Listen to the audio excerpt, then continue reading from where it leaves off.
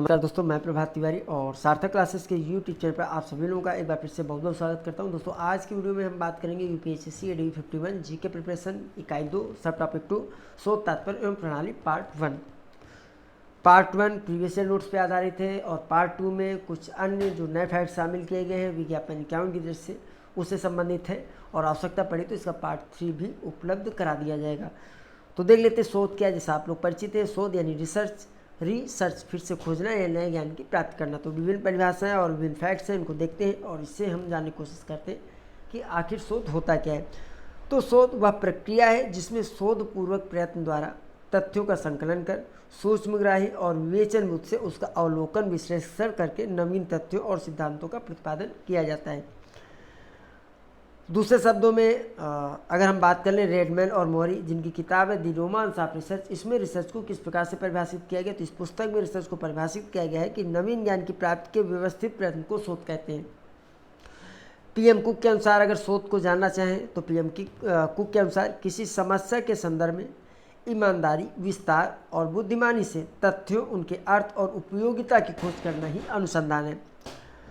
जबकि doctor M Verma शोध को कुछ इस प्रकार से परिभाषित करते हैं। शोध एक बौद्धिक प्रक्रिया है जो नए ज्ञान को प्रकाश में लाती है अथवा पुरानी त्रुटियों एवं भ्रांत धारणाओं का परिमार्जन यानी सुधार करती है और व्यवस्थित रूप में वर्तमान ज्ञान कोश में वृद्धि करती है। इस प्रकार से कहा जा सकता है कि शोध एक निश्चित क्षेत्र में किसी समस्या का संपूर्ण विश्लेषण होता है। शोध के द्वारा समस्या का समाधान अनुमानित न होकर अन्वेषण का परिणाम होता है, यानी गहन खोज का परिणाम होता है। अनुसंधान की प्रक्रिया विशिष्ट और गहन होती है। शोध तार्किक और वस्तुनिष्ठ प्रक्रिया होती है, यानी इसमें तर्क की भी आवश्यकता पड़ती है, वस्तुनिष्ठता की भी जरूरत पड़ती है। शोध प्रक्रिया वैज्ञानिक, व्यवस्थित और सुनियोजित होती है। शोध के द्वारा नए ज्ञान में वृद्धि और विकास किया जाता है। शोध चिंतन की एक सुव्यवस्थित और परिष्कृत विधि है। शोध हेतु वैज्ञानिक अभिकल्पनाएं प्रयुक्त की जाती हैं। शोध हेतु आंकड़ों का संग्रह दो तरीके से किया जाता है, प्राथमिक और द्वितीयक शोध, यानी प्राइमरी डेटा और सेकेंडरी डेटा। इसके संदर्भ में जो डेटा है उसके संदर्भ में हम अगले वीडियो में देखेंगे, आगे देखेंगे। इसमें शोध द्वारा प्राप्त ज्ञान को सत्यापित किया जा सकता है। शोध के अंतर्गत वैज्ञानिक निरीक्षण परिबद्ध होता है। आप लोगों ने कई बार इसको पढ़ा होगा तो इसको हम समझने की कोशिश करेंगे कि वैज्ञानिक निरीक्षण आखिर होता क्या है। तो सामान्य निरीक्षण शोध की परिधि के बाहर होता है, जबकि वैज्ञानिक निरीक्षण सदैव कैसा होगा, क्रमबद्ध होगा, यानी टू द पॉइंट होगा, एक क्रम में होगा। उद्देश्य यानी एक निश्चित उद्देश्य के साथ में होगा और सुनियोजित होगा। अर्थात यदि कोई शोध क्रमबद्ध है, उद्देश्य है और सुनियोजित है तो इस प्रकार के शोध को ही हम वैज्ञानिक शोध के नाम से जानते हैं। शोध कार्य में विश्वसनीय और वैध परिणाम प्राप्त करने हैं शोध सामग्री को एकत्र करने में वैज्ञानिक विधियों का और विभिन्न तकनीकों का प्रयोग किया जाता है। तो यहाँ पर चलिए देख लेते हैं कि तकनीक किसे कहते हैं। तो शोध सामग्री एकत्रित करने का साधन ही तकनीक कहलाता है और ये दो तरीके का हो सकता है, मौखिक भी हो सकता है, यांत्रिक भी हो सकता है। उदाहरण अगर हम ले तो जैसे प्रश्नावली है, बातचीत है, साक्षात्कार है, ये सब तकनीकें हैं डेटा कलेक्शन की रिसर्च में। और विधि, तो शोध विधि के अंतर्गत जो भी प्रक्रियात्मक नियम है, पूरी प्रक्रिया के लिए जो भी नियम बने हुए हैं और जो विभिन्न तकनीकें हैं, तकनीकें जैसे कि प्रश्नावली है, बातचीत है, साक्षात्कार है, जो भी है, इन सभी को अगर हम मिला के एक साथ यूज़ करते हैं तो उसको हम विधि कहते हैं। उदाहरण के तौर पर जैसे सहभागी परीक्षण, केस स्टडी, जीवन व्रत, ये कुछ उदाहरण हैं विधि के। अब बात करते हैं शोध पद्धति। तो शोध पद्धति के अंतर्गत जो ऊपर जो भी आपकी तकनीकें हैं, जितनी भी प्रकार की तकनीकें और जो भी आप विधियां उपयोग करें, इन सबकी एक जो विस्तृत श्रृंखला है और उनके जो भी सैद्धांतिक तर्क तरीके हैं, उन सबको मिला के हम कहते हैं ये शोध पद्धति। अब हम शोध के प्रकार देख लेते हैं। देखिए कुछ प्रमुख प्रकार जो है उनको हम देख लेते हैं। पहला है बुनियादी शोध, जिसको हम बेसिक रिसर्च या फंडामेंटल रिसर्च या प्योर रिसर्च के नाम से जानते हैं। दूसरा व्यवहार मूलक शोध यानी अप्लाइड रिसर्च है।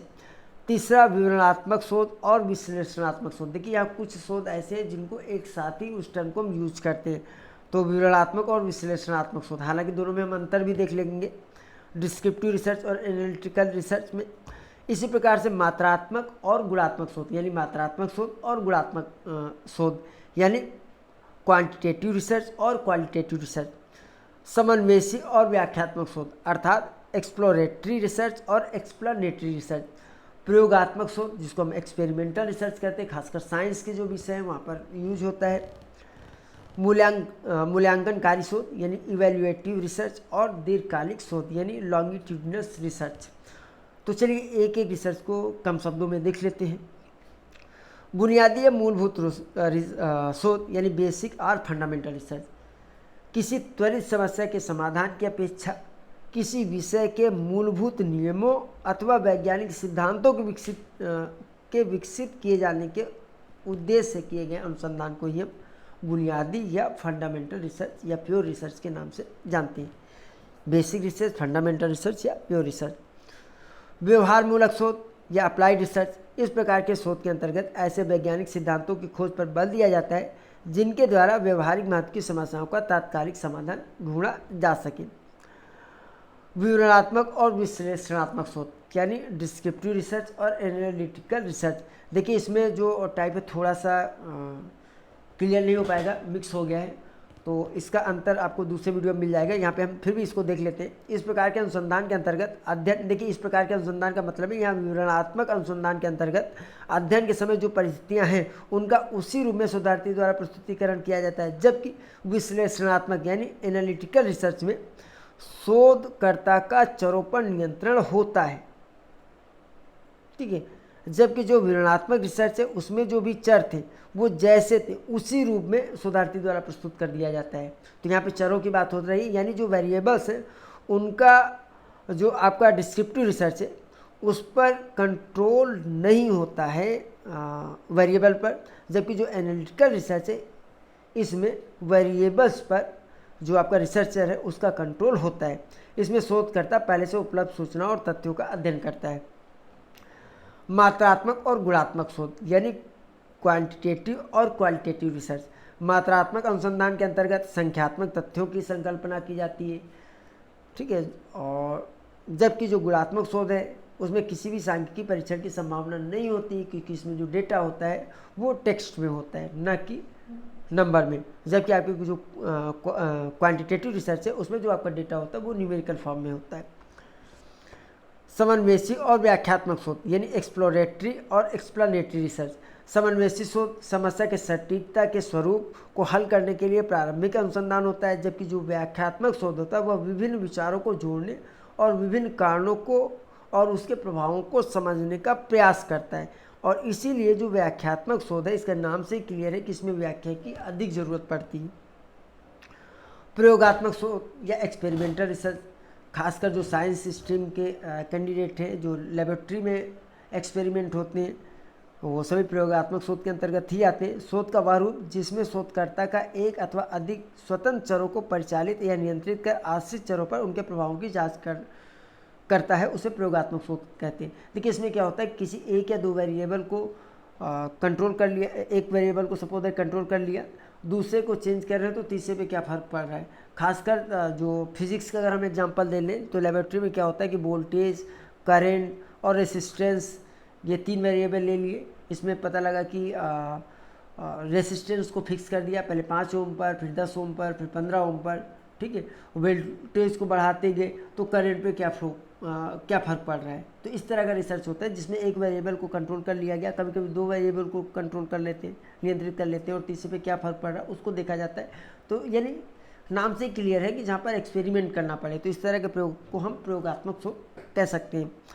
मूल्यांकनकारी शोध यानी इवेल्युएटिव रिसर्च, किसी विशेष समूह के जीवन स्तर में सुधार करने के लिए बनाए गए कार्यक्रमों और नीतियों की सफलता और प्रभावशीलता को आंकने के उद्देश्य से किया गया अनुसंधान मूल्यांकनात्मक शोध कहलाता है। देखिए बिल्कुल क्लियर हो गया होगा कि मान लीजिए कोई स्कीम चल रही है, गवर्नमेंट के द्वारा कोई स्कीम चलाई जा रही है, बाद में उसका क्या परिणाम आया समाज में ये देखना है, तो वहाँ पर मूल्यांकनकारी शोध किया जाएगा, ठीक है। अब दीर्घकालिक शोध, देखिए दीर्घकालिक शोध नाम से क्लियर है कि काफ़ी लंबे समय तक चलने वाले शोध, ठीक है। खासकर देखिए जो खगोलीय घटनाएं, अगर साइंस मुझे याद आ रहा है कैप्लर्स के नियम, ठीक है, उनको करने में काफ़ी समय लगा था। और जहाँ तक मुझे जानकारी, केपलर साइंटिस्ट तो शायद नहीं थे, उनके गुरु जी थे, रिसर्च कर रहे थे, लेकिन उनकी जीवन में रिसर्च उनकी पूरी नहीं हो पाई थी। और बाद में उनका देहांत हो जाने के बाद जो केपलर थे उन्होंने उस पूरे डेटा को एनालिसिस किया था और केपलर के नियम दिए थे। और जो साइंस के स्ट्रीम के कैंडिडेट हो जानते होंगे, जिन्होंने भी इंटर मतलब अगर हाई स्कूल इंटर अगर आपने साइंस से भी पढ़ा है तब भी आपने इसको सुना होगा। तो दीर्घकालिक शोध, आगे बढ़ते हैं, एक ऐसे शोध होते हैं जिनको करने में काफ़ी लंबा समय लगता है। यह एक प्रकार का सहसंबंधी शोध अध्ययन है जिसमें समय की विस्तारित अवधि में चर को देखना शामिल है। यह शोध सप्ताह, महीनों या वर्षों तक हो सकता है। कुछ मामलों में यह शोध अध्ययन कई दशकों तक किया जा सकता है। ठीक है, अब हम शोध पद्धतियों की बात कर लेते हैं। शोध पद्धतियों में पहला पॉइंट है, वैज्ञानिक पद्धति के द्वारा प्राप्त किया गया व्यवस्थित ज्ञान ही विज्ञान है। ठीक है, विज्ञान का अर्थ ज्ञान को व्यवस्थित तरीके से प्राप्त करने से। इसमें अवलोकन द्वारा तथ्यों को एकत्रित किया जाता है, तथ्यों का वर्गीकरण का विश्लेषण किया जाता है। देखिए, शोध पद्धतियों से संबंधित यहाँ पर दो टर्म क्लियर किए गए हैं। ठीक है, जिनकी अक्सर, देखिए हम लोग यहाँ पर टर्म इसलिए क्लियर किया गया है कि अक्सर बात आती है ना वैज्ञानिक पद्धतियाँ, तो विज्ञान क्या है उससे संबंधित हमें जानकारी होनी चाहिए, इसलिए वैज्ञानिक पद्धतियों की बात कर दी गई है। शोध में वैज्ञानिक पद्धतियों का उपयोग किया जाता है, ये टर्म हम अक्सर सुनते हैं, तो इसलिए यहाँ पे क्लियर किया गया कि वैज्ञानिक पद्धति क्या है। तो वैज्ञानिक पद्धति के द्वारा प्राप्त किया गया व्यवस्थित ज्ञान विज्ञान कहलाता है। और विज्ञान का अर्थ ज्ञान को व्यवस्थित तरीके से प्राप्त करने से। इसमें अवलोकन द्वारा तथ्यों को एकत्रित किया जाता है और तथ्यों का वर्गीकरण और विश्लेषण किया जाता है। तो ये जनरल 2 पॉइंट है। ठीक है, शोध पद्धतियों के चरण पे बात कर लेते हैं। देखिए, शोध पद्धतियों के चरण में अलग अलग जो लेखक हैं उन्होंने अपने अलग अलग चरण दिए, लेकिन जो सर्वाधिक मान्य चरण उनको हम यहाँ पे शामिल कर लेते हैं। कि उसमें मैं देख रहा था डेटा, राम आहूजा जी की बुक में शायद 6 चरण हैं, अन्य के किसी ने 15 बताए हैं, किसी ने 8 बताए हैं, तो आप इसको मिला लीजिएगा, मैंने यहाँ पे संख्या शामिल नहीं की है। लेकिन शोध पद्धतियों के जो विभिन्न चरण हैं उनको देख लेते हैं। पहला है कि समस्या का चुनाव होना चाहिए। जब भी आप रिसर्च कर रहे हैं तो देखिए, शोध पद्धतियों के चरण का मतलब है जो स्टेप इन्वॉल्व है रिसर्च में। ठीक है, तो अगर आप कोई भी व्यक्ति रिसर्च करना चाह रहा है तो सबसे पहले कि उसके आगे की कोई समस्या होनी चाहिए। तो सबसे पहला काम है कि समस्या का चुनाव। ठीक है, फिर परिकल्पना यानी हाइपोथेसिस को हम कहते हैं, सोच निर्मित करना, लेकिन ऐसी सोच जो व्यवस्थित ना हो। कोई भी हाइपोथेसिस हो सकती है, अभी आपको नहीं मालूम कि आपकी हाइपोथेसिस सही है कि नहीं है, वो तो बाद में जब आपकी रिसर्च हो जाएगी उसको आप टेस्ट कर लेंगे तब पता चल पाएगा। तो सबसे पहले समस्या का निर्धारण हो जाएगा, फिर परिकल्पना आपको डिसाइड करना है। परिकल्पना के बाद क्या क्या वेरिएबल्स होंगे उसके, ठीक है, उनका चयन करना होता है। ठीक है, फिर अपना जो उद्देश्य, उसके लिए आपको सैंपल चाहिए होगा। ठीक है, सैम्पलिंग करनी होगी, क्या डेटा आपको कहाँ से लेना है, किस तरीके से आपको सैम्पलिंग करनी है। तो सैम्पलिंग के विषय में आगे पढ़ लेंगे अभी। और उसके बाद सामग्री का संकलन आपको करना होगा, यानी कलेक्शन ऑफ डेटा का काम आप करेंगे।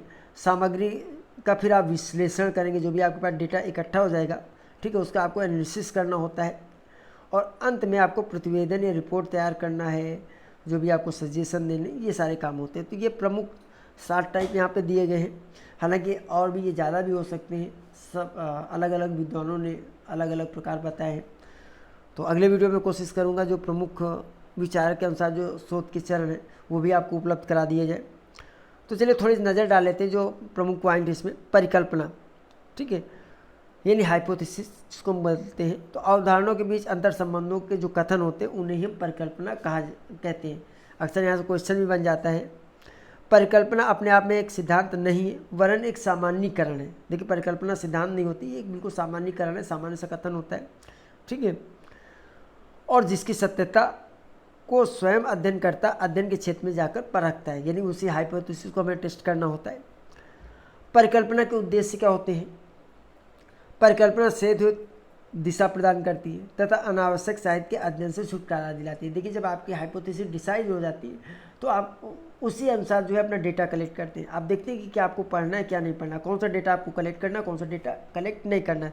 तो इस तरीके से हम कह सकते हैं कि जो परिकल्पना होती है वो शोध हेतु यानी रिसर्च हेतु दिशा तो प्रदान ही करती है, साथ ही साथ जो अनावश्यक साहित्य है उसके अध्ययन से भी आपको बचाती है। परिकल्पनाओं के माध्यम से जो रिसर्चर है को सही रूप में समस्या को समझने में मदद मिलती है। परिकल्पना से समस्या का रूप स्पष्ट हो जाता है और अनुसंधानकर्ता के निष्कर्षों में भी परिकल्पना से मदद प्राप्त होती है। परिकल्पनाओं की प्रकृति कैसी होगी? परिकल्पना दो या दो से अधिक चरों का सामान्य कारण या संभावित संबंध को प्रकट करता है। इसकी प्रकृति प्रायः प्रत्यात्मक होती है या भविष्य कथन में मदद करती है अथवा भविष्य के कथन की तरफ इशारा करती है। अनुसंधानकर्ता भविष्य कथन की पुष्टि के आधार पर अपने अध्ययन कार्य को आगे बढ़ाता है। परिकल्पना वैज्ञानिक अनुसंधान कार्यों का मुख्य आधार मानी जाती है। परिकल्पना ही अनुसंधान की मुख्य क्रियाएं निर्धारित करती हैं, यानी जैसी आपने हाइपोथेसिस बना रखी होगी उसी डायरेक्शन में आप आगे काम करेंगे, ठीक है, और बाद में उनको आप पुष्ट करेंगे। तो ये परिकल्पनाओं की प्रकृति के विषय में कुछ बात हो गई। अब परिकल्पनाओं के प्रकार की हम बात कर लें तो देखिए परिकल्पनाएं कई प्रकार की हो सकती हैं, जैसे कि शून्य परिकल्पना यानी नल हाइपोथेसिस, ठीक है, दिशा युक्त परिकल्पनाएं, दिशा विहीन परिकल्पनाएं, सांख्यिकी परिकल्पनाएं, कथन के आधार पर परिकल्पनाएं। इसमें थोड़ा सा फ्रेमिंग डिस्टर्ब है, नए पेज में आना चाहिए था, तो चलिए हम समझ लेते हैं इसको। तो इसमें सबसे पहले देख लेते हैं जो शून्य परिकल्पनाएं हैं ये कितने प्रकार की होती हैं, यानी नल हाइपोथेसिस भी 3 प्रकार की होती हैं। पहला अंतर की शून्य परिकल्पना, दूसरा संबंध की शून्य परिकल्पना और तीसरा शून्य अंतर कथन। इसके बाद दिशायुक्त परिकल्पना और दिशाविहीन परिकल्पनाएं तो नहीं। सांख्यिकी परिकल्पनाएं के भी प्रकार दिए गए हैं। तो सांख्यिकी परिकल्पनाएं कितने तरीके की हो सकती है? परिमाण की परिकल्पना, ठीक है, अंतर की परिकल्पना और संबंध की परिकल्पना।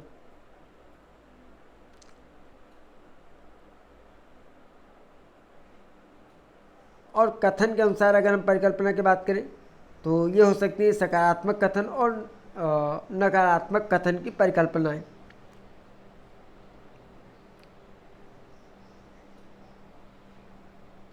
और इसके बाद आती है सिद्धांत। सिद्धांत क्या है? तो सिद्धांत वह धारणा है जिसे सिद्ध करना था और वह हो चुका है, ठीक है।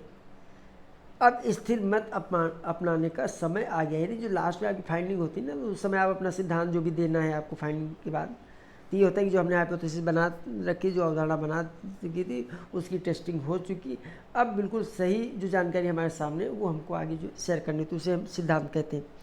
सैम्पलिंग, जिसको हम निदर्शन के नाम से जानते हैं।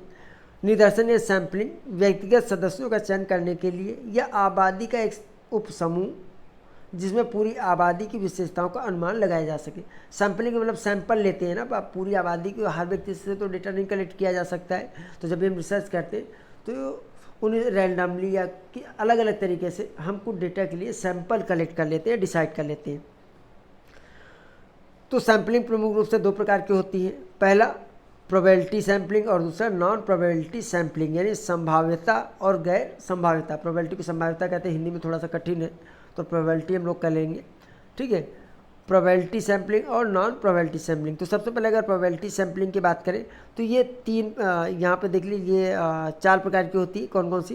पहला सिंपल रैंडम सैम्पलिंग यानी सरल यादृच्छिक नमूना चयन, दूसरा स्थिरीकृत यादृच्छिक नमूना चयन यानी स्ट्रैटिफाइड रैंडम सैम्पलिंग, और तीसरा क्लस्टर सैम्पलिंग, और चौथा मल्टी स्टेज सैम्पलिंग।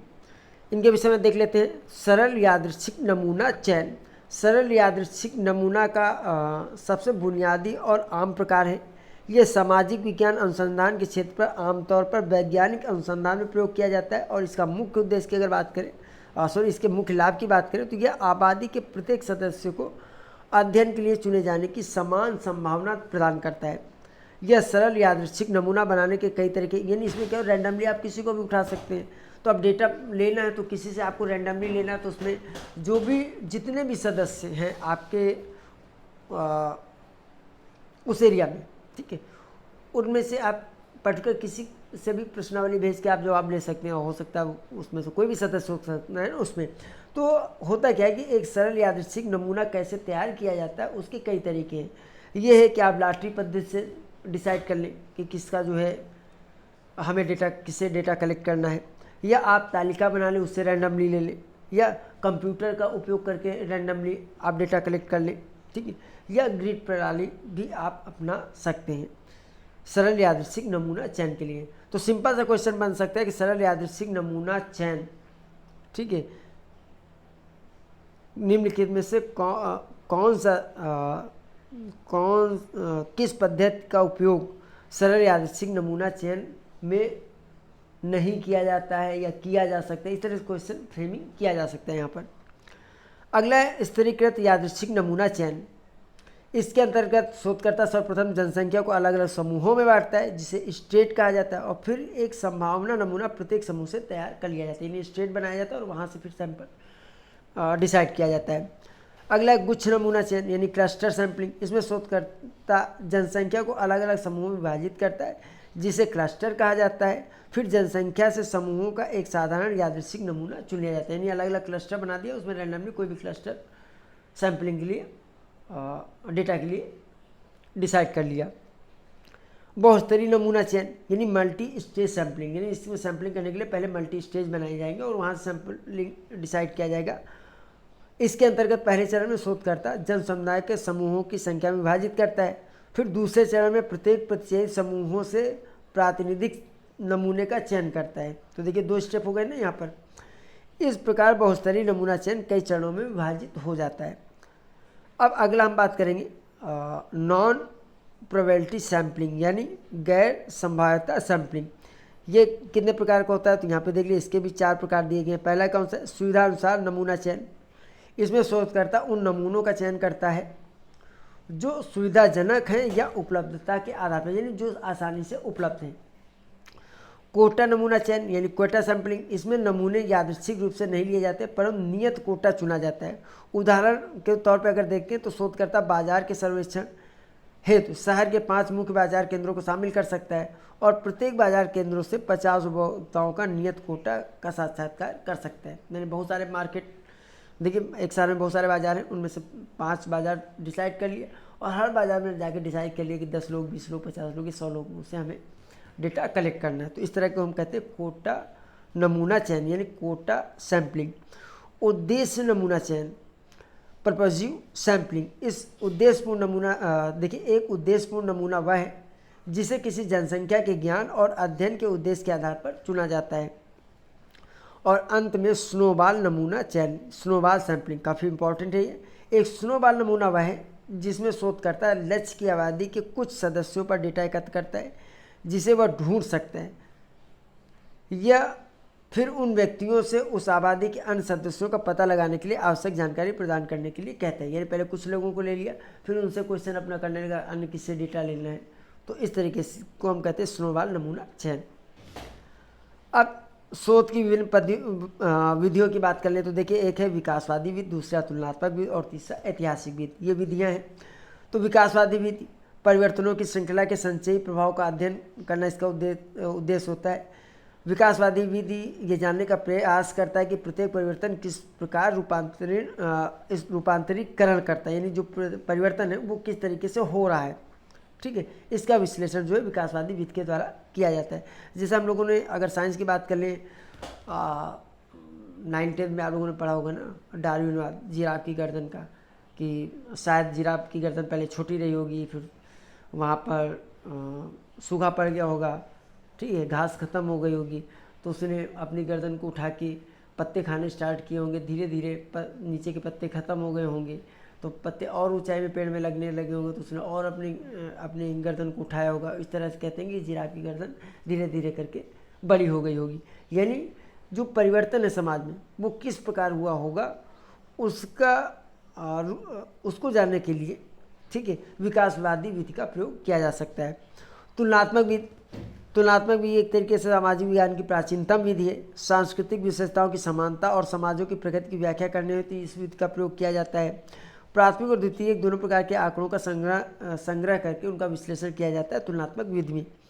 ऐतिहासिक विधि का उद्देश्य भूत के आधार पर वर्तमान को समझना और भविष्य से सतर्क रहना इसका मुख्य उद्देश्य होता है। और सामाजिक विज्ञान विषयों को नई दिशा प्रदान करना और नीति निर्धारण में सहायता प्रदान करना, तो ये उद्देश्य होता है शोध की विधियों का। तो दोस्तों ये वीडियो थोड़ा सा लंबा था।